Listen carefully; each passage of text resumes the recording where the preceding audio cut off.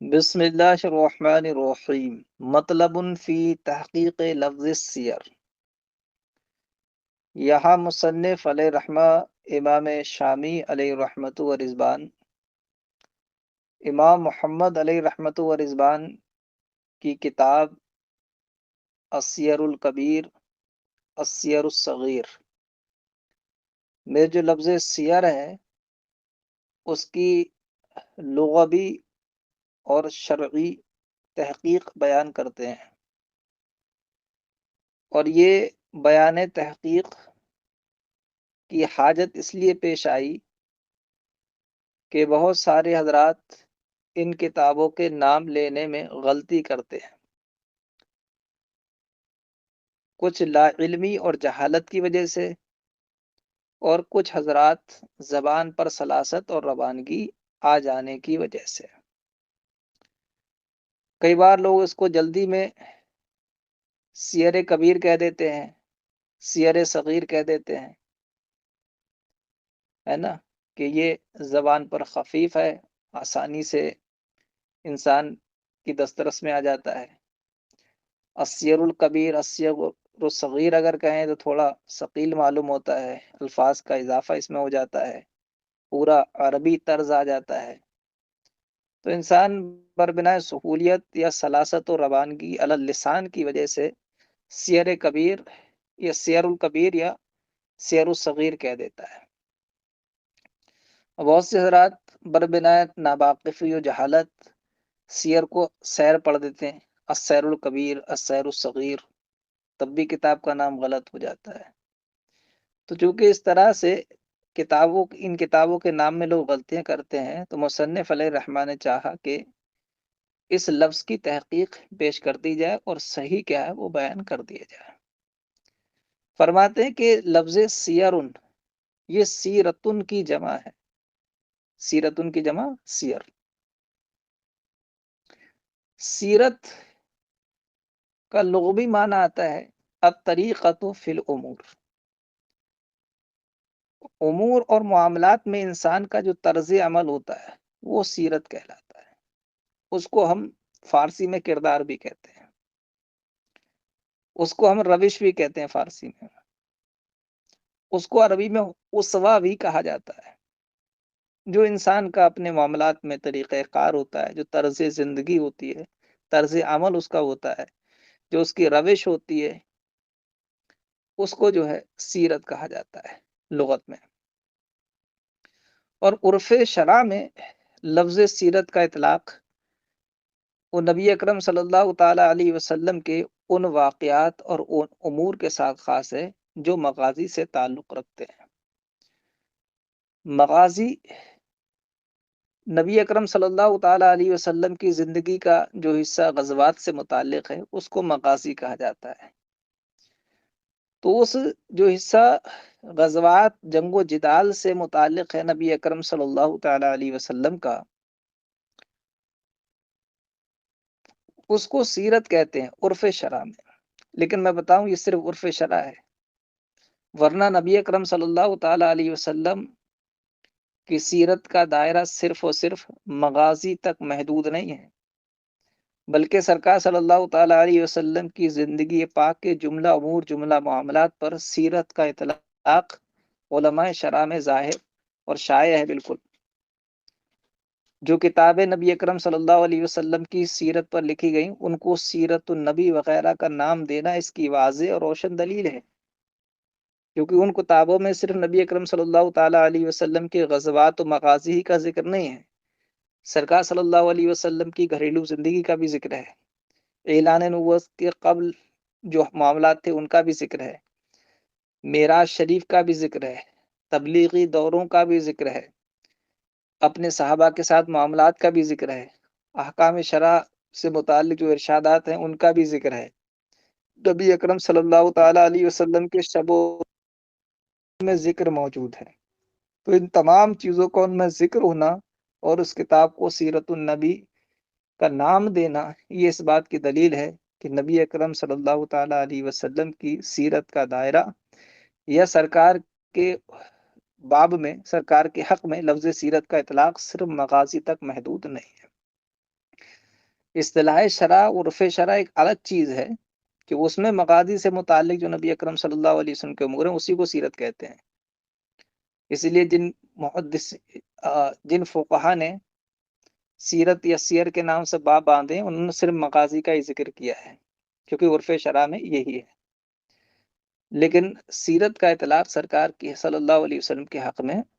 جو ہے باقی چیزوں پر بھی ہے. اب ہم یہ کہہ سکتے ہیں کہ مغازی پر جو سیرت کا اطلاق ہے وہ عرف شرع کے لحاظ سے ہے اور باقی امور پر جو سیرت کا اطلاق ہے وہ لغت کے لحاظ سے ہے. یا دونوں پر جو اطلاق ہے وہ عرف کے لحاظ سے ہے کہ عرف میں مطلقاً تمام امور کو سیرت کہا جاتا ہے اور یہ سرکار کے حق میں بالکل شائع اور ضائع ہے. بہرحال سیر سیرت کی جمع ہے، ٹھیک ہے، اور اس کا اور لغوی اور شرعی معنی وہ بیان کر دیا. اب آئیے اس لفظ کو امام محمد علیہ رحمہ کی کتاب کا جز ہونے کے تناظر میں دیکھیں تو فرماتے ہیں کہ جیسے کہ آپ نے اوپر جانا کہ سیر سیرت کی جمع ہے، تو جب ہم اس کی صفت لے کر آئیں گے تو صفت یا تو ہم جمع ہی لے کر آئیں یا سیر چونکہ جمع مکسر ہے تو اس کو واحد مؤنث کے حکم میں رکھتے ہوئے اس کی صفت مؤنث لے آئیں، ہے نا.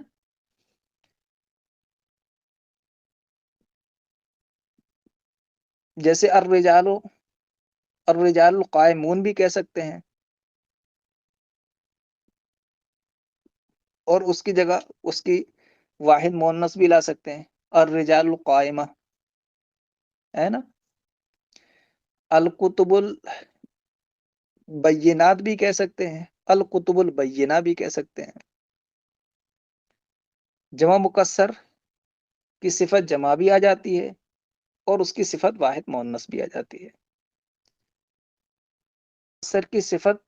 واحد مذکر نہیں آتی ہے، جبکہ امام محمد علیہ رحمہ کی جو کتابیں ہیں ان میں لفظ سیر جمع موجود ہے اور ان کی صفت ایک جگہ الکبیر ہے ایک جگہ الصغیر ہے، دونوں واحد مذکر ہیں،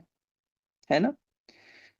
تو پھر یہ صفت واحد مذکر کیسے آ گئی؟ کتابوں کے نام میں مذکر کا استعمال کیوں ہو گیا؟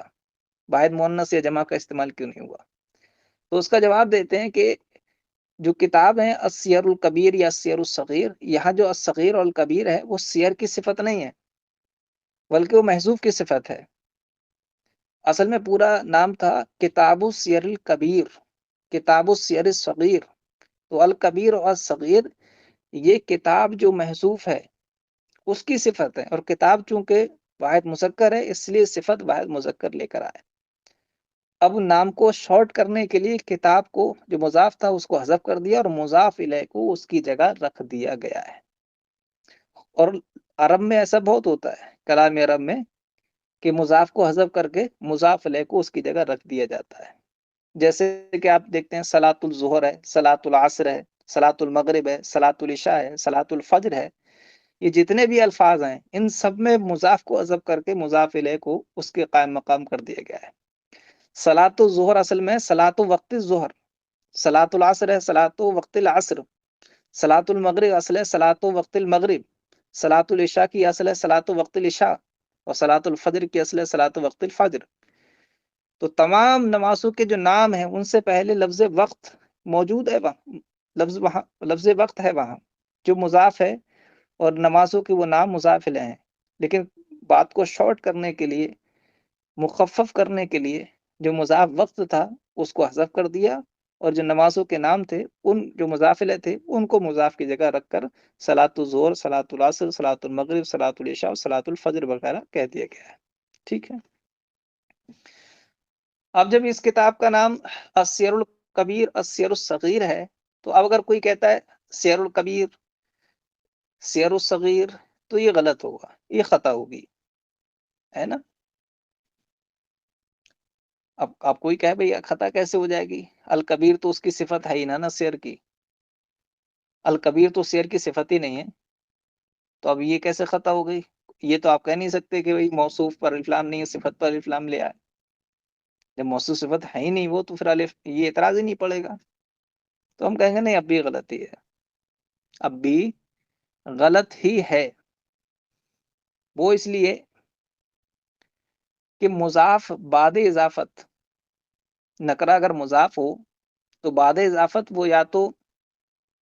اس میں تخصیص پیدا ہو جاتی ہے اگر اس کا مضاف الیہ معرفہ ہو، وہ بعد اضافت وہ یا تو معرفہ ہو، اور اگر مضاف الیہ نکرہ ہو تو اس میں تخصیص پیدا ہو جاتی ہے، تو ان دونوں میں مضاف کیا ہے؟ دونوں مضاف کتاب ہے جس کو حذف کر دیا ہے،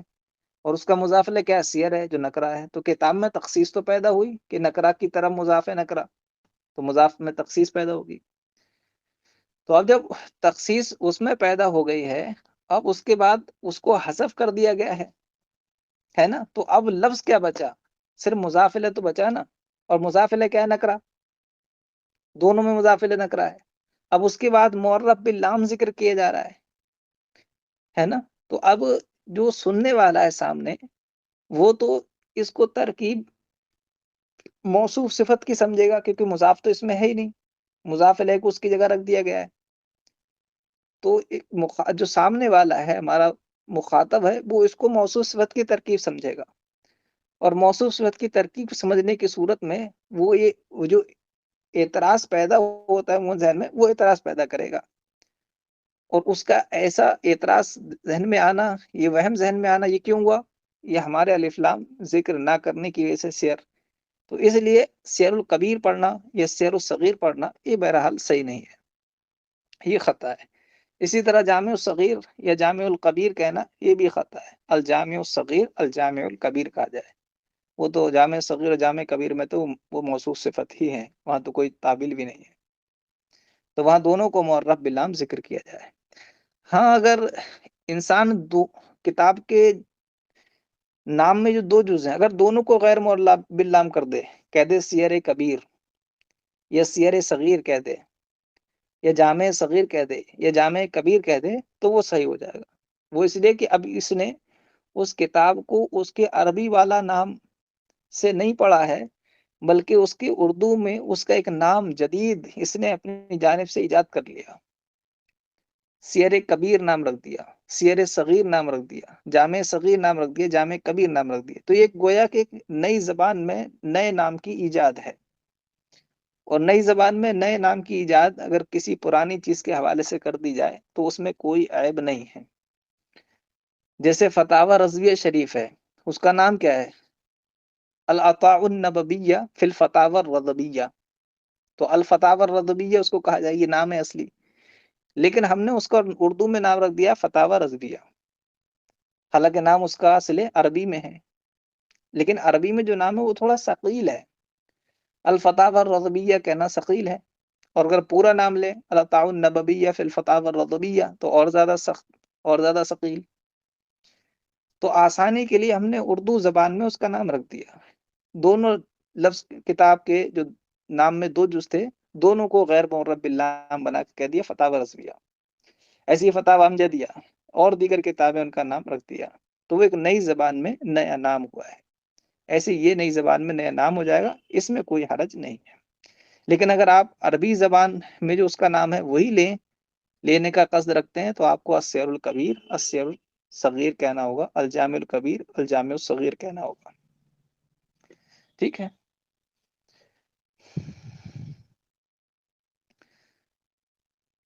مطلب فی تحقیق لفظ السیر، یہ بیان ہے لفظ سیر کی تحقیق کے بارے میں۔ تتمہ، السیر جمع سیرت، سیر یہ سیرت کی جمع ہے، وہی طریقۃ فی الامور، اور وہ امور و معاملات میں طریقہ کار کو کہتے ہیں، وفی الشرعی، اور شرع میں تختص بسیر النبی صلی اللہ علیہ وسلم فی مغازیہ،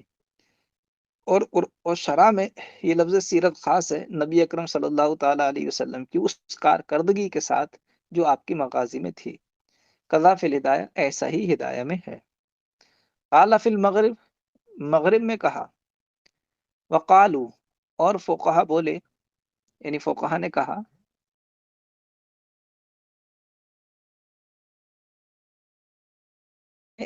اس کی صفت مذکر ذکر کی، یعنی اس کو موصوف کیا مذکر کی صفت سے، اس کا آسان ترجمہ ہے کہ انہوں نے اس کی صفت مذکر ذکر کی، لقیامها مقام المضاف الذی والکتاب، کیونکہ یہ قائم مقام ہے اس مضاف کے جو کہ یہاں کتاب ہے۔ کا قولہم، جیسے کہ اہل عرب کا قول یا اہل لغت عرب کا کہنا، صلاۃ الظہر، یہاں بھی ظہر جو مضاف ہے وقت اس کے قائم مقام ہے۔ والسیر الکبیر خطون، اور سیر الکبیر کہنا یہ خطا اور غلطی ہے، کا جامع الصغیر و جامع الکبیر، جامع الصغیر جامع الکبیر کی طرح۔ وحین دن، اور اب اور اس وقت، یعنی جب ہم سیر کو سیرت کی جمع مانیں گے جیسا کہ وہ واقعتاً ایسا ہی ہے، تو اس وقت فسیر الکبیر بکسر سین و فتح الیا علی لفظ الجمع، تو سیر الکبیر میں سیر یہ سین کے کسرے اور یا کے فتح کے ساتھ ہوگا جمع کے لفظ کے طور پر، یعنی لفظ جمع کے طور پر۔ لاب فتح سین و سکون الیا علی لفظ المفرد، سین کے فتح اور یا کے سکون کو ساتھ نہیں ہوگا لفظ مفرد کے طور پر۔ کما ینطق بہ بعض من لا معرفت له، جیسے کہ بعض وہ لوگ بولتے ہیں جنہیں کتاب کے نام تک کی معرفت نہیں ہے، وہ سیر الکبیر کہہ دیتے ہیں، السیر الصغیر کہہ دیتے ہیں، ٹھیک ہے۔